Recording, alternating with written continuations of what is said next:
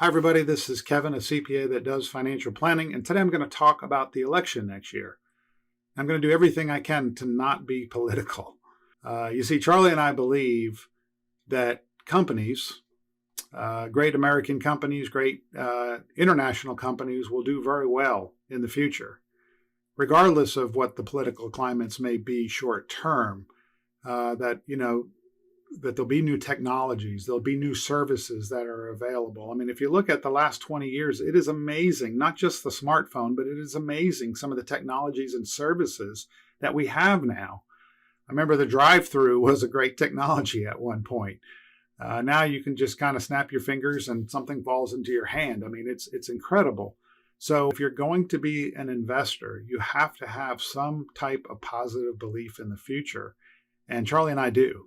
And we're excited to be living in today. It's not a perfect country. It's not a perfect world. There's lots of issues, but it is a great time to be alive, and it is a great time to be an investor, we believe. Now, will next year be good or bad? We have no idea, but we're going to share with you some data about prior elections and just to try to get you to think a little bit more about, well, what's happened in prior elections when people have thought everything, if somebody won, things were going to be terrible. If somebody won, things were going to be great. When it ended up happening in those elections. So we're going to see if you can identify systematic return patterns in elections. The answer is no, I can tell you right now. It is difficult to identify them. On average, market returns have been positive in the year of the election and then the subsequent year. Now, why is this so important to have 2 years? Well, if you're going to sell everything if one person wins, then probably you're going to have to get back in sometime in the future. And when would you do that?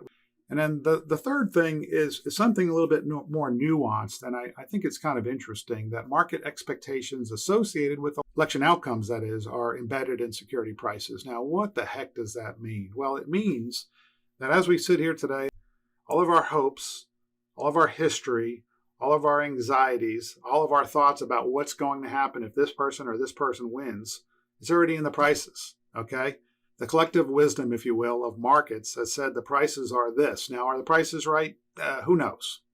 Prices could be too high or could be too low. But the collective wisdom is these are the prices of the S&P 500 of companies around the world. And then the things that will change that will be if things actually turn out to be better, then probably prices will go up. If things turn out to be worse than is expected, as of today, prices will probably go down. Very overgeneralization, but it's just to say we can't predict the future. We just can't predict it. And even if we did predict the future, if things were better than we expected, prices might go up. So let's now look at the data. So 1928 to 2017, the average return during an election year has been 11.3%. The average return in the subsequent year has been 9.9%. Now these numbers, they're very close to numbers of the overall stock market for this whole period from 1928 through 2017. The overall returns were around 10%. So the average return during an election year has been 11.3. Again, I'm not saying that's what's going to happen next year. There has been a couple recently of election years. This was the dot-com bubble that burst, and then this was the Great Recession. And you can see that the gray bars were left or negative.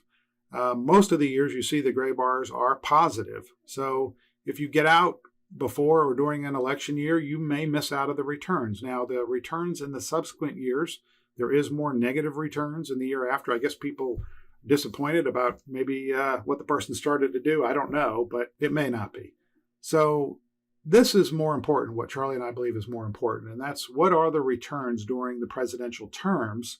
And can we say Democrats or Republicans, we did much better as investors? Well, what you see is the average return was 9.9%. Again, it makes sense because the average return was about 10% during this whole time period. So it should match. There were two periods recently, two terms that were negative. And the interesting part here is this was after the dot-com bubble.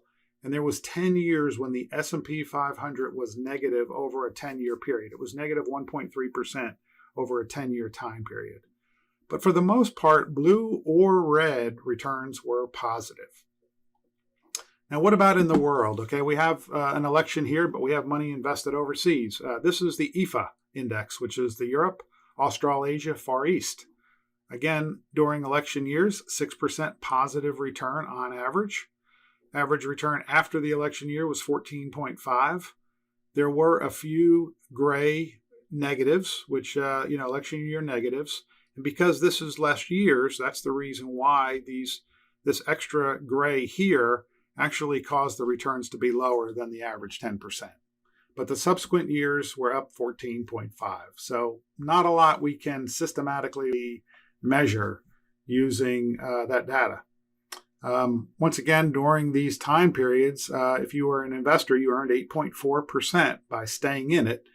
The 2000 to 2009 lost decade, the 10 years of negative returns in the S&P, was not the same foreign. So in the first 4 years, if you had some foreign exposure, you actually had positive returns.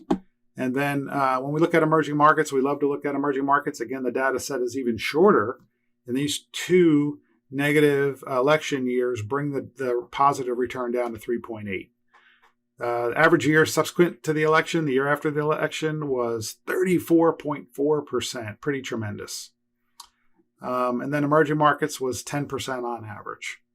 So I just have two more charts to share with you. The first is about bonds, okay?